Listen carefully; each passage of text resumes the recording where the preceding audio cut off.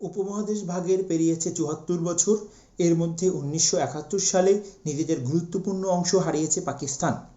৪৫ বছর পর আবার রয়েছে দেশভাগের শঙ্কা। তবে পাকিস্তান না ভারত, কাকে বহন করতে হবে এই বোঝা, তা জানার জন্য আমাদের অপেক্ষা করতে হবে আরও কয়েক ঘন্টা। ইতিহাসের অন্যতম গুরুত্বপূর্ণ এই শ্বাসরুদ্ধকর পরিস্থিতির মুখে দাঁড়িয়ে রয়েছেন নরেন্দ্র মোদী।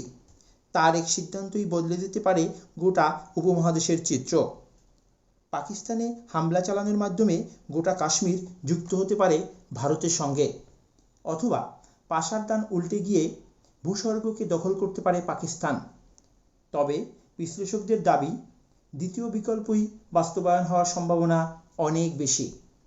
কারণ দুই দেশের সম্ভাব্য এই যুদ্ধে তৃতীয় খেলোয়াড় হিসেবে বিশ্বের দ্বিতীয় শক্তিধর রাষ্ট্র চীন যুক্ত হয়েছেন।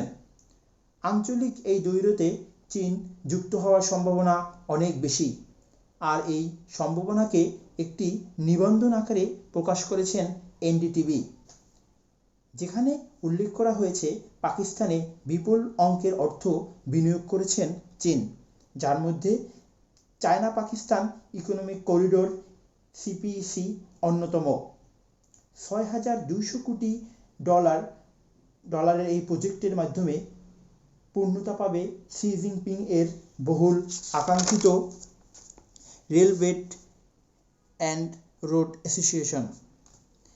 এরই মধ্যে সিপিইসির ২৫০০ কোটি ডলারের ৪৩টি প্রকল্প বাস্তবায়ন সম্পূর্ণ হয়েছেন। শ্বেতহস্তির এই প্রজেক্টের মাধ্যমে বেলুচিস্তানের গাদার বন্দরের নিয়ন্ত্রণ নিয়েছে চীন।